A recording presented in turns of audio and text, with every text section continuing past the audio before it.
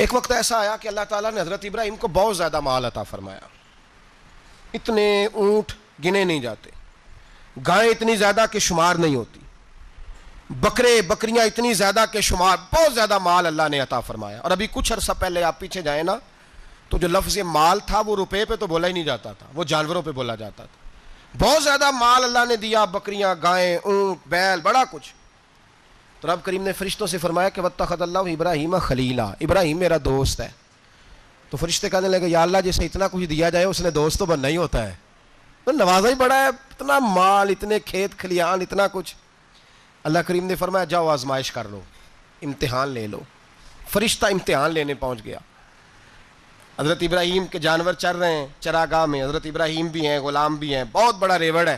آپ تشریف فرمائیں. ایک فرشتہ آیا تو کھیت میں چھپ کے بیٹھ گیا اور بلند آواز سے کہنے لگا سبحان اللہ والحمد للہ ولا الہ الا اللہ واللہ. یہ تسبیح بڑی پسند ہے، محبوب نے ان کی فضیلت بیان کی.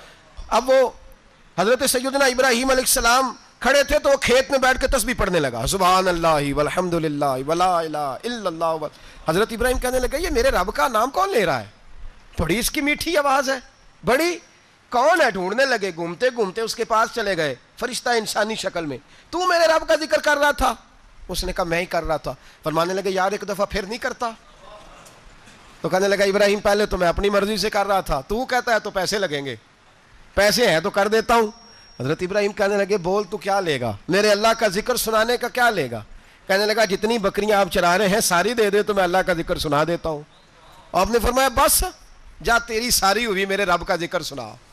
اور پھر شروع ہو گیا سبحان اللہ الحمدللہ ولا الہ الا اللہ واللہ اکبر.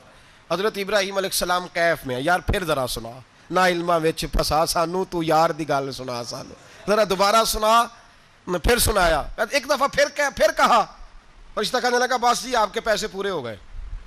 حضرت ابراہیم کہنے لگے چل ایک دفعہ اور سنا. کہنے لگا پیسے لگیں گے. تو کیا لے گا؟ کہنے لگا گائیں بھینسیں ساری میری. فرمایا بس یار اتنی قیمت، تو سنا صحیح، سارا کچھ ہی تیرا. پھر شروع ہو گیا سبحان اللہ والحمدللہ ولا الہ الا اللہ واللہ اکبر.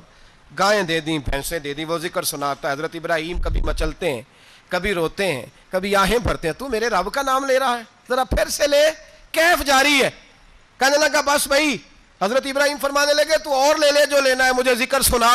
اس نے کہا ابراہیم بکریاں میں لے چکا، گائے بھینسیں میں لے چکا، اونٹ رہ گئے، سارے لے لوں گا پھر ذکر سناؤں گا. فرمایا جا تیرا ہوا تو ذکر سناتا رہ، میں دیتا ہوں.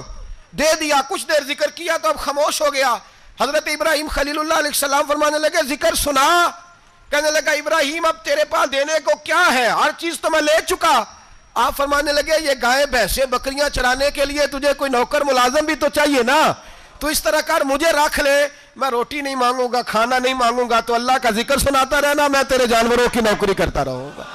حضرت ابراہیم علیہ السلام نے جب یہ کہا نا، فرشتے کی آنکھوں میں آنسو آ گئے. تر دامنی پہ شیخ ہماری نہ جائیے، ہم دامن نہ چھوڑ دیں تو فرشتے وضو کریں. فرشتہ رو پڑا اور کہنے لگا ابراہیم مجھے سینے سے لگاؤ، آپ واقعی اس قابل ہیں کہ اللہ آپ کو اپنا دوست بنائے.